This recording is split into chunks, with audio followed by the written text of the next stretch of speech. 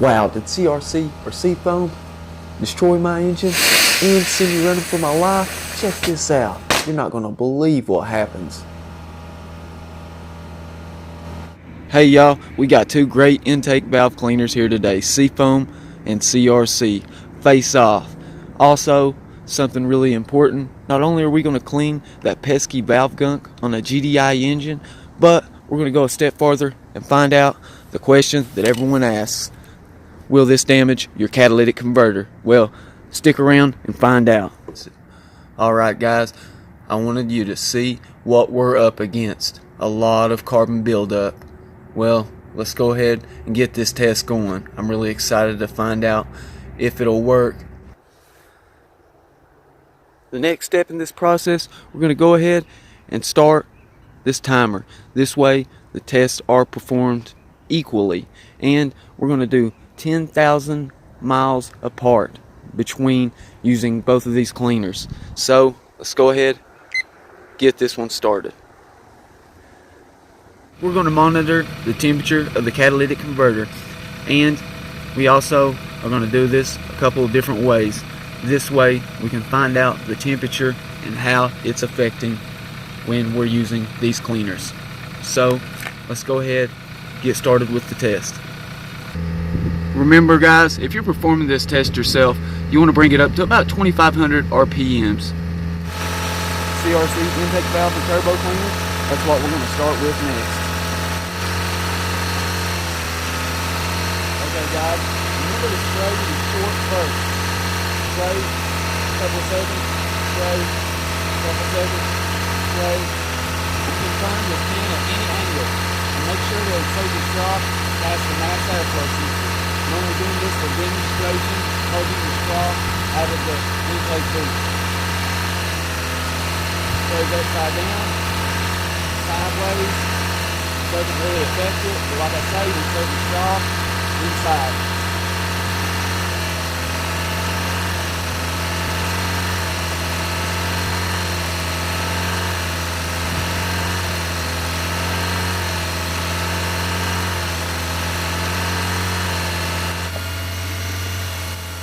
Alright guys, make sure you watch closely.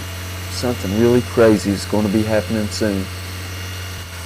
And I can't wait for you guys to see this cylinder head come off of the engine so you can see how well these products perform.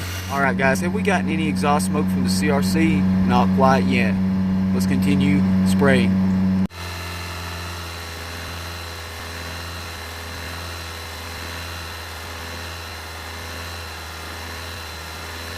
Guys, make sure to spray until the can is completely empty.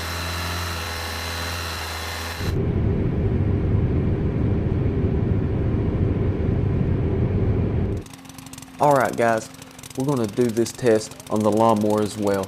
And we've made a catalytic converter for this lawnmower. So I'm really excited for you guys to see this as well.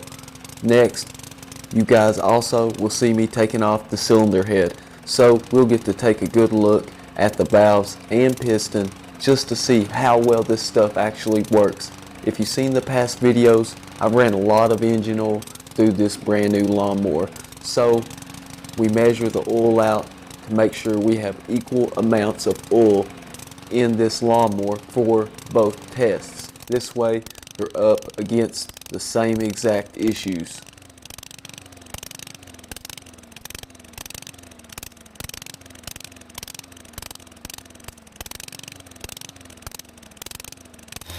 Here we have the final time for our CRC.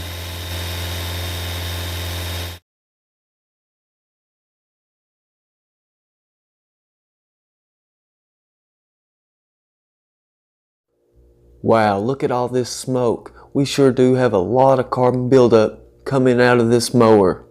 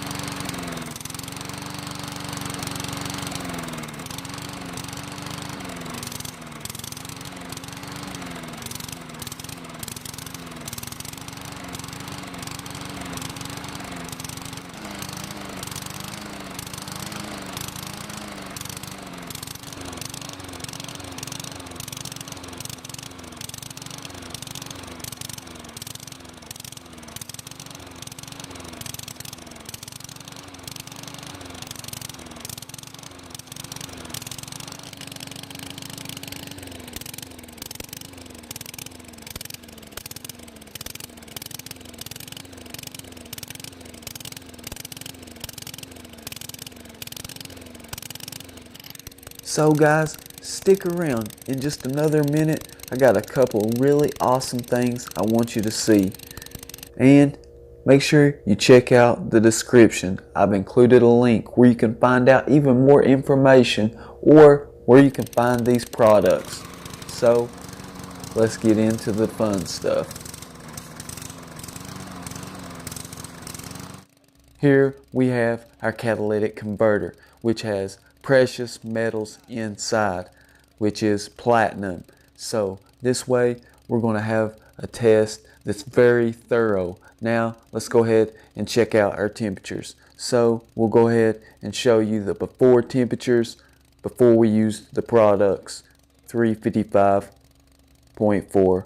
So let's go ahead and we're going to move on, and I'm going to show you just what we came with after using the CRC 406.4. So yes, it did rise just a little bit, and this heat can be very detrimental. Now the seafoam, long as the temperature doesn't rise too high, it's okay. 385.8.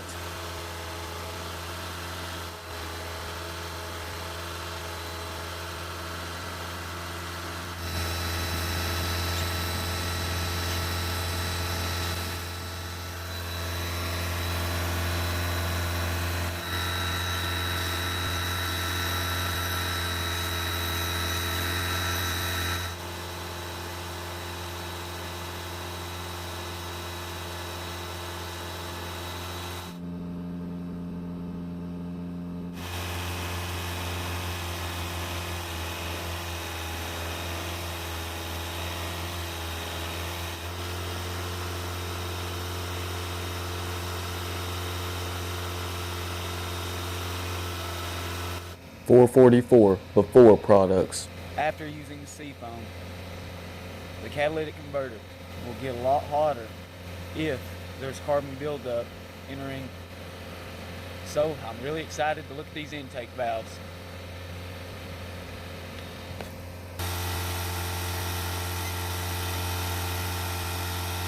As you can see, we stopped the test. 3 seconds extra seafoam had. Here we have the CRC temperature. So if you get a lot of carbon buildup and it can cause an issue inside the platinum within the catalytic converter, this is when you know there will be damage. So it'll be very elevated temperatures.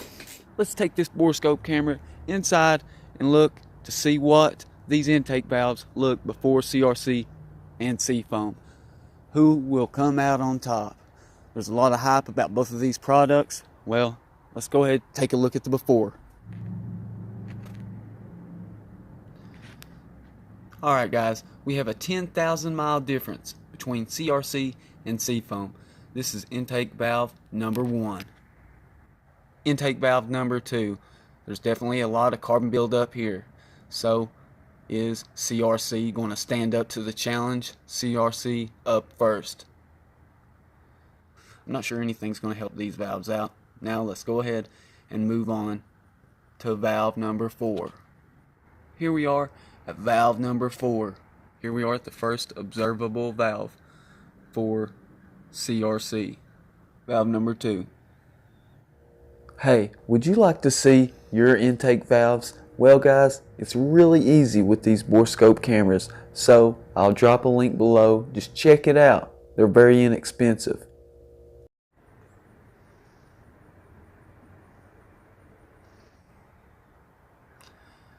Before shots. Seafoam. Oh, it's definitely got a challenge as well for seafoam. So if you want to see your video idea come to life, make sure you subscribe to the channel and comment below to let me know what you want to see next. Alright guys, first observable valve for seafoam. Well, do you think this really removed the carbon buildup, and do you think it would help your direct injection engine or experience you have share with this product? So, thank you for watching. Nate's